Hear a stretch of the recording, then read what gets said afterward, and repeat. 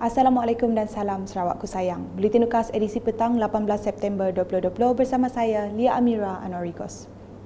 Memulakan buletin dengan Menteri Muda Perancangan Bandar, Pentadbiran Tanah dan Alam Sekitar Sarawak, Datuk Len Talif Saleh akan memohon peruntukan tambahan bagi program pembangunan Rumah Spektra Permata RSP di kawasan Kuala Rajang.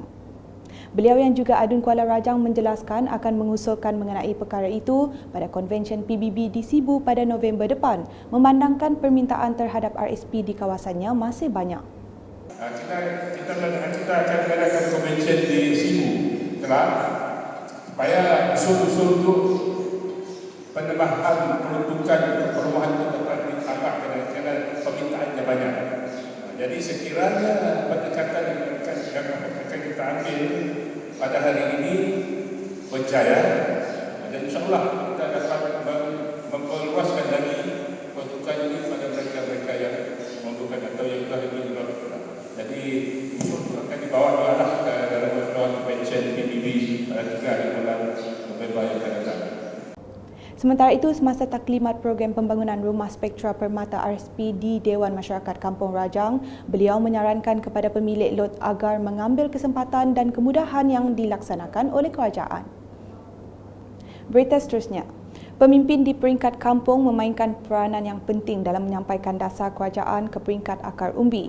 Menteri Muda di Pejabat Ketua Menteri Hal Ehwal Korporat dan Unit Komunikasi Awam Sarawak UKAS, Abdullah Saidul berkata, peranan pemimpin komuniti kampung juga penting dalam menyelesaikan masalah di peringkat kampung. Tegas Adun Semop itu, pemimpin komuniti kampung juga harus menolak anasir-anasir luar yang mengganggu dan mengkritik pemimpin dalam menjalankan tugas.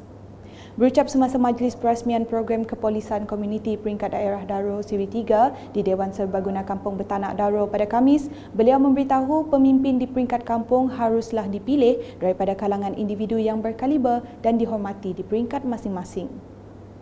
Laporan berikutnya. Jabatan Muzium Sarawak telah mengadakan tinjauan ke terowong arang batu Gunung Ngeli Simunjan untuk melihat sendiri lombong arang batu yang dianggap agak lama telah wujud berdasarkan laporan akhbar. Menurut Adun Simunjan Aula Dris, satu muzium berasaskan arang batu boleh dibina di kawasan itu untuk dijadikan sebagai tarikan pelancongan selepas kajian dan pengesahan dibuat kelak. Jadi harapan saya dengan lawatan pihak muzium ini ianya boleh mendatangkan satu kebaikan dan satu kebanggaan bagi penduduk di Semenanjung, di mana kita akan fokus untuk membuat satu muzium yang berasaskan arang batu di Semenanjung.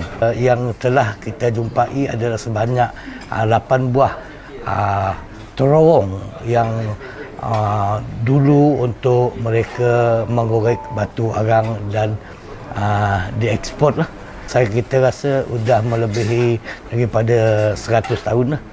Sementara itu, jelas pemangku pengarah Jabatan Muzium Sarawak, Tazuddin Mokhtar, lombong tersebut boleh diwartakan sebagai tempat yang bersejarah kerana ia merupakan lombong yang tertua di Sarawak. Ujarnya, seorang pengkaji dan pengembara bernama Alfred Russel Wallace yang pernah membuat kajian di Sarawak pada sekitar tahun 1852 juga ada menyatakan mengenai lombong arang batu di Simunjan.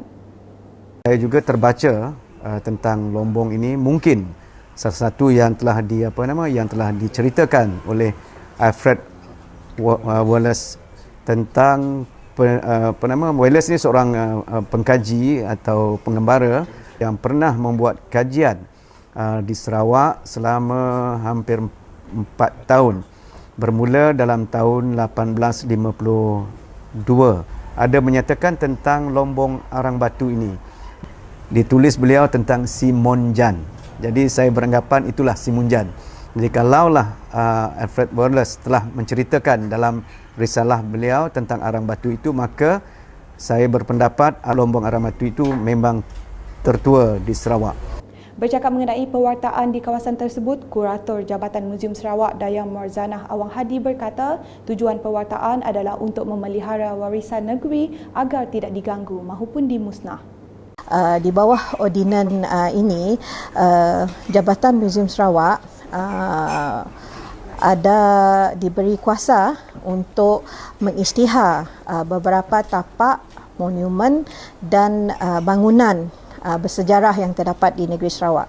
Tetapi ianya hendaklah dibina sebelum tahun 1940, iaitu berusia kira-kira 100 tahun, mempunyai sejarah yang sangat kuat untuk negeri Sarawak, ataupun bangunan tersebut mempunyai architecture sendiri yang membawa cultural significance kepada masyarakat Sarawak. Selanjutnya, kemeriahan sambutan Hari Malaysia yang disambut setiap 16 September jelas terpancar apabila beberapa kampung di kawasan Dun Demak Laut turut serta dalam mengibarkan jalur gemilang dan bendera Sarawak. Menurut Adun Demak Laut, Dr. Hazlan Abang Hibni, keadaan itu menunjukkan kesedaran masyarakat kepada perjuangan dalam mencapai kemerdekaan sebelum ini.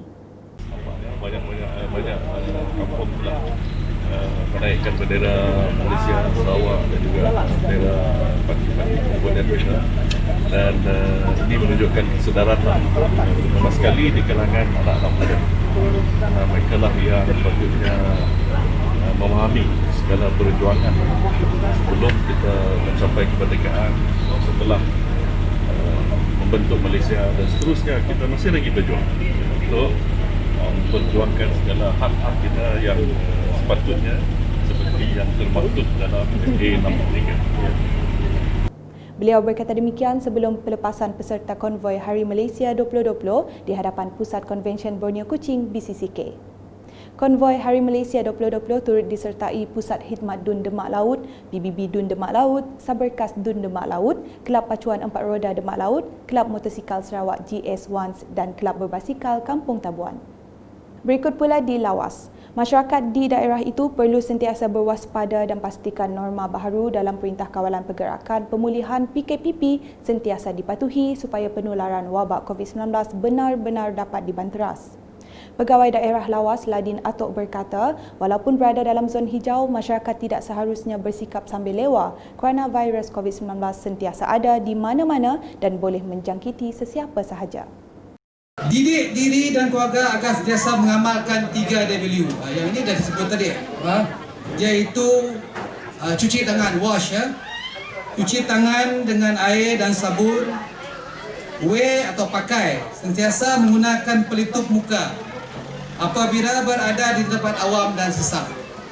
Dan yang ketiganya, warn atau sentiasa berwaspada atau sentiasa peka dengan amaran daripada Kementerian Kesihatan Malaysia.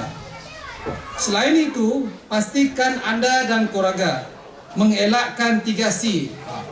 Apa 3C itu? Yang pertama adalah crowded, iaitu crowded places atau kawasan yang sesak.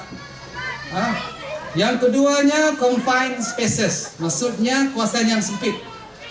Dan terakhir sekali ada close conversation. Yang ini selalu kita buat, iaitu perbualan yang hampir-hampir dengan muka. Katanya semasa berucap mewakili Timbalan Ketua Menteri Dato' Amar Awang Tengah Ali Hassan di program Merdeka Community Hari Malaysia daerah Lawas di Kampung Punang Lawas pada Rabu. Selain itu, masyarakat diingatkan supaya menyemak dahulu berita yang ditular di media sosial supaya tidak terlibat dalam penyebaran berita palsu yang boleh membuat masyarakat panik dan menyebabkan keadaan tidak menentu. Sekian edisi petang bersama saya Lia Amira dan kru penerbitan. Ikuti berita selanjutnya pada edisi malam. Dapatkan berita-berita terkini Sarawak setiap hari di Facebook, Instagram, Twitter dan aplikasi Telegram Bulletin UKAS dan UKAS Channel di YouTube. Salam UKAS.